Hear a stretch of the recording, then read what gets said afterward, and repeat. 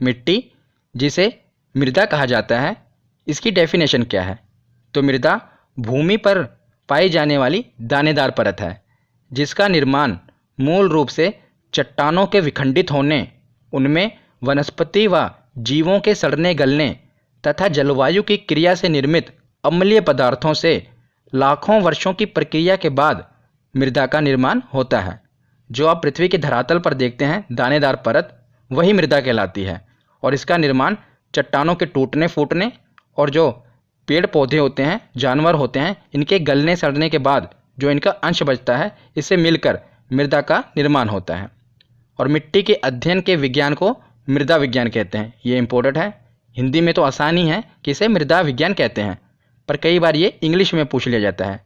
तो मिट्टी के अध्ययन के विज्ञान को इंग्लिश में पेडोलॉजी कहते हैं। याद रखिएगा, क्या कहते हैं? पेडोलॉजी।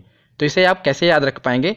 देखिए इसकी शुरुआत कैसे हो रही है। अगर आप पहले 3 वर्ड देखें तो PED पेड़, तो आपको पता है पेड़ पौधे कहाँ पर होते हैं? तो मिट्टी में ही होते हैं। तो पेडोलॉजी के पेड़ से आप याद रख पाएंगे कि ये मृदा में ही होते हैं, तो इसे पेडोलॉजी कहते हैं। तो आगे है, भारतीय कृषि अनुसंधान परिषद ने भारत की मिट्टियों को 8 वर्गों में विभाजित किया है।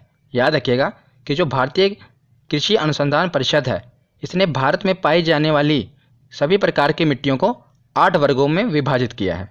तो ये सभी 8 वर्गों को हम अभी डिटेल में पढ़ेंगे। सबसे पहले हम देख लेते हैं कि ये कौन कौन से वर्ग हैं। तो सबसे पहला है कि भारत में जलोढ़ मिट्टी पाई जाती है, दूसरी है काली मिट्टी, तीसरी लाल मिट्टी, चौथी है लेटराइट मिट्टी, पांचवी है पर्वतीय मिट्टी, छठी दलदली मिट्टी, सातवीं मरुस्थलीय मिट्टी और आठवीं लवणीय मिट्टी। तो ये 8 प्रकार की मिट्टियाँ भारत में पाई जाती हैं। तो उसके आगे है कि भारत में सबसे ज़्यादा क्षेत्रफल पर पाई जाने वाली मिट्टियाँ 4 प्रकार की हैं। वैसे तो पूरे भारत में 8 प्रकार की मिट्टियाँ हैं, पर ये 4 प्रकार की मिट्टियाँ जो हैं, ये भारत में आधे से ज़्यादा क्षेत्रफल पर पाई जाती हैं और इन्हीं से एग्ज़ाम में क्वेश्चन बनते हैं। तो इन्हें हम डिटेल में पढ़ेंगे। बाकी हम 8 प्रकार की मिट्टियों को पढ़ेंगे, पर इन चारों को डिटेल में पढ़ेंगे। तो ये जो है जलोढ़ मिट्टी, ये भारत में सबसे ज़्यादा पाई जाती है। दूसरे नंबर पर है लाल मिट्टी, मतलब जलोढ़ मिट्टी के बाद सबसे ज़्यादा लाल मिट्टी पाई जाती है। और लाल मिट्टी के बाद काली मिट्टी भारत में सबसे ज़्यादा पाई जाती है और काली मिट्टी के बाद लेटराइट मिट्टी पाई जाती है। तो ये इनका क्रम है, सबसे ज़्यादा जलोढ़ मिट्टी पाई जाती है, फिर लाल मिट्टी, फिर काली, फिर लेटराइट मिट्टी। तो उसके बाद है कि भारत की सभी मिट्टियों में मुख्यतः 3 तत्वों की कमी होती है। तो भारत में पाई जाने वाली लगभग सभी मिट्टियों में ये 3 तत्वों की कमी होती है। कौन कौन से हैं? नाइट्रोजन, फास्फोरस और ह्यूमस, ये तीनों की कमी होती है। तो नाइट्रोजन, फास्फोरस तो आपने सुना होगा। यह ह्यूमस क्या है? तो अब हम ह्यूमस देखते हैं। तो यह भूरे काले रंग का कार्बनिक पदार्थ है। पेड़ पौधों तथा जंतुओं के प्राकृतिक रूप से सड़ने गलने यानी कि विघटन के बाद जो कार्बनिक पदार्थ निर्मित होता है, उसे ह्यूमस कहते हैं। अभी हमने मृदा की डेफिनेशन देखी, उसमें हमने देखा ना कि मृदा का निर्माण कैसे होता है। तो चट्टानों के टूटने फूटने और साथ ही साथ हमने देखा था कि जो जीव जंतु हैं और पेड़ पौधे हैं, उनके गलने सड़ने के बाद जो अंश बचता है, उसी से मृदा का निर्माण होता है। तो वही जो पेड़ पौधे तथा जंतु का जो गलने सड़ने के बाद जो अंश है, उसी को ह्यूमस कहते हैं और इसे जीवांश भी कहते हैं। याद रखिएगा। तो हमने देख लिया कि भारत की मिट्टियों में तीनों तत्वों की कमी है, नाइट्रोजन, फास्फोरस और ह्यूमस। तो सबसे पहले हम देखते हैं जलोढ़ मिट्टी। भारत में सबसे ज़्यादा पाई जाती है जलोढ़ मिट्टी, मतलब कि ये भारत के सबसे ज़्यादा क्षेत्रफल को कवर करती है। जलोढ़ मिट्टी को ही दोमट मिट्टी और कछारी मिट्टी भी कहते हैं। याद रखिएगा कि दोमट मिट्टी और कछारी मिट्टी जलोढ़ मिट्टी को ही कहते हैं। तो जलोढ़ मिट्टी होती क्या है? जलोढ़ मिट्टी नदियों द्वारा पहाड़ी क्षेत्रों से लाकर मैदानी क्षेत्रों में बिछा दी जाती है। मैं आपको एग्जाम्पल से समझाता हूँ कि जो बड़े बड़े पहाड़ पर्वत होते हैं, वहाँ से नदियाँ निकलती हैं। तो नदियाँ क्या करती हैं? पहाड़ों से छोटे छोटे कंकर, वहाँ के अवसाद, मिट्टी, कचरे को लाकर नीचे मैदानी भागों में जमा कर देती हैं।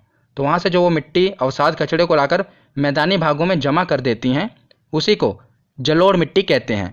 अगर आप जलोढ़ को तोड़ेंगे, उसका संधि विच्छेद करेंगे, तो वो क्या होगा? जल प्लस ओढ़, जल प्लस ओढ़। तो ये क्या है? तो जो जल द्वारा मिट्टी लाकर नीचे मैदानी भागों में ओढ़ा दी जाती है, उसी को जलोढ़ मिट्टी कहते हैं। ठीक है, इसे आप आसानी से समझ गए होंगे। तो जलोढ़ मिट्टी भारत में पाई जाने वाली सर्वाधिक उपजाऊ मिट्टी है। ये भी याद रखिएगा कि जो भारत में पाई जाने वाली सर्वाधिक उपजाऊ मिट्टी है ये कौन सी है, तो ये जलोढ़ मिट्टी है। तो ये कौन कौन से क्षेत्रफल को कवर करती है, तो भारत में संपूर्ण उत्तरी मैदान और साथ ही साथ तटीय मैदान को ये कवर करती है जलोढ़ मिट्टी। संपूर्ण उत्तरी भारत को मतलब कि उत्तरी मैदान को और साथ ही साथ तटीय मैदान को ये कवर करती है। और इसमें क्या प्रचुरता होती है, मतलब इसमें अधिकता क्या देखने को मिलती है, तो चूना तथा पोटाशियम इसमें प्रचुर मात्रा में पाया जाता है। याद रखिएगा, चूना तथा पोटाशियम। और इसमें कमी किसकी होती है, तो मैंने आपको शुरुआत में ही बताया था कि भारत में लगभग सभी मिट्टियों में नाइट्रोजन, फास्फोरस और ह्यूमस की कमी होती है, तो इसमें भी यही कमी है। तो आगे है, ये मिट्टी धान की खेती के लिए काफ़ी अच्छी मानी जाती है, क्योंकि ये काफ़ी उपजाऊ मिट्टी है तो ये धान की खेती के लिए काफ़ी अच्छी मानी जाती है। और साथ ही साथ गेहूँ, मक्का, तिलहन, आलू की खेती भी इसमें की जाती है। तो आगे हम देखते हैं कि जलोढ़ मिट्टी दो प्रकार की होती है। तो अभी हमने जलोढ़ मिट्टी के बारे में समझा।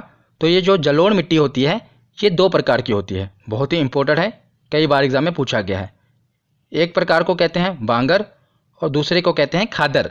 तो ये जलोढ़ मिट्टी के ही प्रकार हैं। तो इसे बांगर और खादर क्यों कहते हैं, बांगर यानी कि जो पुरानी जलोढ़ मिट्टी होती है उसे बांगर कहते हैं, और खादर जो नई जलोढ़ मिट्टी होती है उसे खादर कहते हैं। तो इसे आप ऐसे भी याद रख सकते हैं कि जो पुरानी चीज़ें होती हैं उसे हम भंगार कहते हैं ना, भंगार, तो उसी से आप रिलेट करेंगे बांगर, तो इसे पुरानी जलोढ़ मिट्टी कहते हैं। तो बांगर और खादर क्या होता है ये मैं आपको एक और एग्जाम्पल से समझाता हूँ ताकि आपको और क्लियर हो जाए। तो जो ये आप मैप देख रहे हैं ये है बिहार का मैप। आपको पता है कि बिहार में हर साल बाढ़ आती है। बाढ़ क्यों आती है, क्योंकि नेपाल द्वारा ऊपर से पानी छोड़ दिया जाता है, जिस कारण ये जो आप एरिया देख रहे हैं डार्क ग्रीन, ये हर साल बाढ़ से प्रभावित रहता है। तो हर साल बाढ़ से प्रभावित रहता है तो यहाँ पर क्या होता है, हर साल नदियों द्वारा मिट्टी लाकर बिछाई जा रही है, तो इसे हम कहेंगे खादर, क्योंकि यहाँ पर नई जलोढ़ मिट्टी आ रही है ना, हर साल बाढ़ से ये एरिया प्रभावित रह रहा है। तो नेपाल द्वारा मतलब वहाँ के नदियों द्वारा मिट्टी लाकर यहाँ पर बिछाई जा रही है, तो इसे नई जलोढ़ मिट्टी कहेंगे। और बाकी का ये एरिया जो आप देख रहे हैं ये पैरेट ग्रीन, ये एरिया हर साल बाढ़ से प्रभावित नहीं रहता। कई कई बार क्या होता है 5-7 सालों बाद कि भारत की नदियाँ भी उफान पर हैं, यहाँ पर भी पानी पूरा लबालब भरा हुआ है और ऊपर से नेपाल भी पानी छोड़ देता है, तो जिस कारण क्या होता है कि ये पूरा का पूरा उत्तर बिहार बाढ़ से प्रभावित हो जाता है। तो ये एरिया तो हर साल प्रभावित हो ही रहा है, पर ये एरिया भी प्रभावित हो जाता है इसके साथ साथ, तो इससे हम कहेंगे बांगर, क्योंकि हर साल ये प्रभावित नहीं हो रहा। अब एक साल बाद मतलब 5 साल बाद प्रभावित हुआ, फिर उसके 7-8 साल बाद फिर प्रभावित हुआ, तो इसे हम कहेंगे पुरानी जलोढ़ मिट्टी बांगर। पर ये एरिया जो है ये हर साल बाढ़ से प्रभावित हो रहा है, हर साल यहाँ पर नदियों द्वारा मिट्टी बिछाई जा रही है, जिससे हम कहेंगे नई जलोढ़ मिट्टी, तो इसे हम कहेंगे खादर। तो आशा करता हूँ आपको एग्जाम्पल से क्लियर होगा कि जो हर साल एरिया बाढ़ से प्रभावित रहे, जहाँ पर नदियों द्वारा मिट्टी लाकर बिछाई जाए, उसे हम नई जलोढ़ मिट्टी कहेंगे, खादर कहेंगे। और जो एरिया इससे दूर हो मतलब हर साल बाढ़ से प्रभावित ना हो, उसे हम कहेंगे बांगर। तो जलोढ़ मिट्टी के बाद अब हम देखते हैं काली मिट्टी। तो काली मिट्टी का निर्माण बेसाल्ट चट्टानों के टूटने फूटने से होता है। याद रखिएगा, वेरी इंपॉर्टेंट, कि जो काली मिट्टी है इसका निर्माण बेसाल्ट चट्टानों के टूटने फूटने से होता है। तो बेसाल्ट चट्टानें क्या होती हैं ये मैं आपको बताता हूँ। तो लाखों साल पहले क्या हुआ, जो ये प्रायद्वीपीय भारत है मतलब कि दक्षिण भारत है, यहाँ पर इस रीजन में ज्वालामुखी का विस्फोट हुआ। तो ज्वालामुखी का विस्फोट हुआ तो जो उसका लावा है ये पूरा इस एरिया में फैल गया, जहाँ पर आप देखते हैं काली मिट्टी पाई जाती है इस एरिया में फैल गया। तो जो ज्वालामुखी का विस्फोट हुआ उसके बाद उसमें से लावा निकला, तो वही लावा जब ठंडा हो गया, ठंडा होकर जम गया, तो उसी से बेसाल्ट चट्टानें बन गई। तो लावा जब ठंडा हुआ, ठंडा होने के बाद जम गया, तो उसी से बेसाल्ट चट्टानें बनी। अब यही बेसाल्ट चट्टानें जब टूटती फूटती हैं तो उन्हीं से काली मिट्टी का निर्माण होता है। तो ज्वालामुखी के विस्फोट से बेसाल्ट चट्टानें बनी और उन्हीं बेसाल्ट चट्टानों के टूटने फूटने से काली मिट्टी का निर्माण हुआ। इसीलिए मैंने यहाँ पर बताया आपको कि बेसाल्ट चट्टानों के टूटने फूटने से काली मिट्टी का निर्माण हुआ है, ये इंपॉर्टेंट है। तो काली मिट्टी को रेगुर मिट्टी, कपास की मिट्टी और लावा मिट्टी भी कहते हैं। तो लावा मिट्टी इसे क्यों कहते हैं, क्योंकि इसका निर्माण लावा से ही हुआ है, इसीलिए इसे लावा मिट्टी भी कहते हैं। और कपास की मिट्टी क्यों कहते हैं, क्योंकि काली मिट्टी में ही कपास की खेती की जाती है, इसीलिए इसे कपास की मिट्टी कहते हैं। इस मिट्टी का काला रंग टिटेनीफेरस मैग्नेटाइट की उपस्थिति के कारण होता है। तो कई बार एग्जाम में पूछा गया है कि काली मिट्टी का रंग काला क्यों होता है, क्योंकि इसमें उपस्थित होता है टिटेनीफेरस मैग्नेटाइट। तो इसे आप याद कैसे करेंगे, इसमें वर्ड है ना मैग्नेटाइट, तो आपने देखा होगा मैग्नेट को, मैग्नेट ब्लैक कलर का होता है ना, आपने राउंड मैग्नेट को देखा होगा, ये वाला, ये ब्लैक कलर का होता है। तो इसी से आप रिलेट करेंगे, इसमें वर्ड है टिटेनिफेरस मैग्नेटाइट। मैग्नेट कौन से कलर का होता है? तो ब्लैक कलर का होता है। तो इससे आपको पता रहेगा कि काली मिट्टी में मैग्नेटाइट उपस्थित होता है, जिसके कारण इसका रंग काला होता है। ये तो ट्रिक है। उसके बाद हम देखते हैं कि काली मिट्टी किस किस क्षेत्र में फैली हुई है। तो यह है मध्य प्रदेश, गुजरात, महाराष्ट्र, उत्तरी कर्नाटक में फैली हुई है। और प्रायद्वीपीय भारत में काली मिट्टी सबसे ज़्यादा पाई जाती है। तो ये प्रायद्वीपीय भारत है ना, इसमें सबसे ज़्यादा कौन सी मिट्टी पाई जाती है? तो काली मिट्टी पाई जाती है। अगर हम बात करें कि काली मिट्टी का सबसे ज़्यादा विस्तार कहाँ देखने को मिलता है, तो ये महाराष्ट्र में देखने को मिलता है। याद रखिएगा कि काली मिट्टी का सबसे ज़्यादा विस्तार महाराष्ट्र में देखने को मिलता है। और काली मिट्टी में कपास की खेती के लिए बहुत ही उपयुक्त होती है, मतलब कि कपास की खेती काली मिट्टी में ही की जाती है। तो आगे हम देखते हैं कि काली मिट्टी को जुते हुए खेत की मिट्टी भी कहते हैं। याद रखिएगा, जो ये मैं आपको फैक्ट बता रहा हूँ ये सभी इंपॉर्टेंट हैं और एग्जाम में पूछे गए हैं। तो काली मिट्टी को जुते हुए खेत की मिट्टी भी कहते हैं। क्यों कहते हैं? इसका कारण क्या है?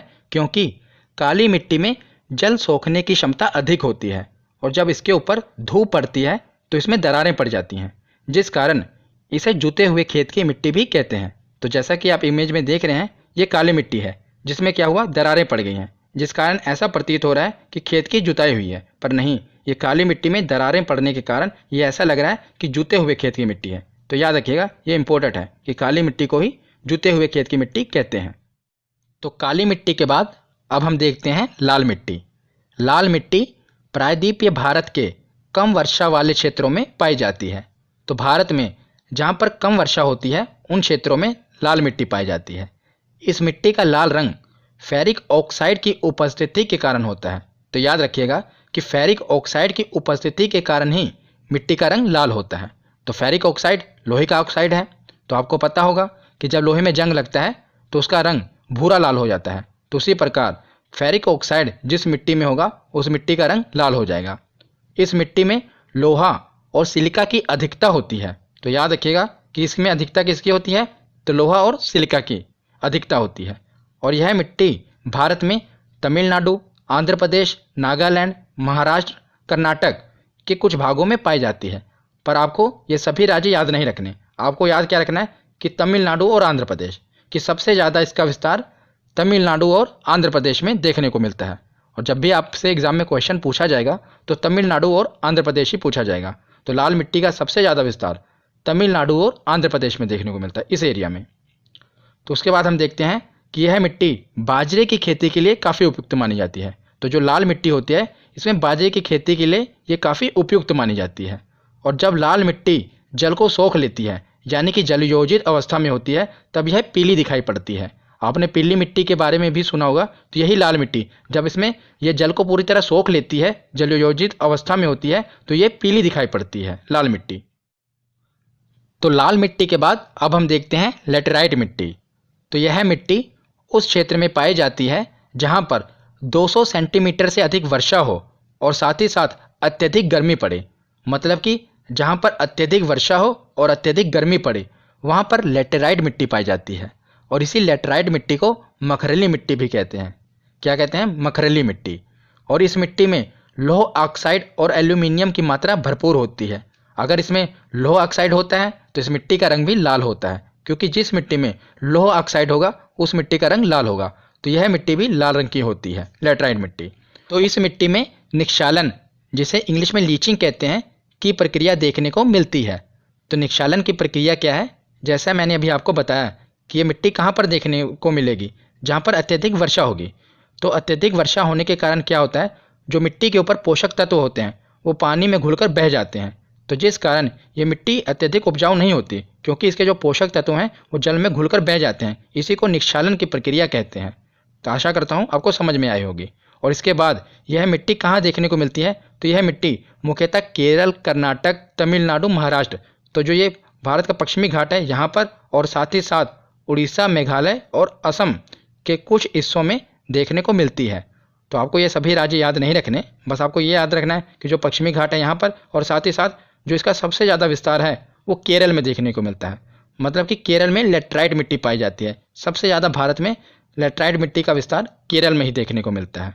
और लेटराइट मिट्टी में चाय कॉफ़ी मतलब कि जो पेय पदार्थ हैं, और साथ ही साथ इलायची काजू की खेती के लिए ये सबसे ज़्यादा उपयुक्त मानी जाती है लेटराइट मिट्टी। तो इसके बाद है कि लेटराइट मिट्टी का उपयोग ईंट बनाने के लिए किया जाता है। काफ़ी इंपॉर्टेंट है, एग्जाम में कई बार पूछा गया है कि ईंट बनाने के लिए कौन सी मिट्टी उपयुक्त होती है, तो यह है लेटराइट मिट्टी। इसे तो और आप आसानी से याद रख पाएंगे। कैसे? क्योंकि लेटराइट के पीछे ही ईंट, आप देख रहे हैं ना, लेटराइट, इसी से बनती है ईंट, तो ये आप और आसानी से याद रख पाएंगे। तो लेटराइट मिट्टी के बाद अब देखते हैं लवणीय मिट्टी।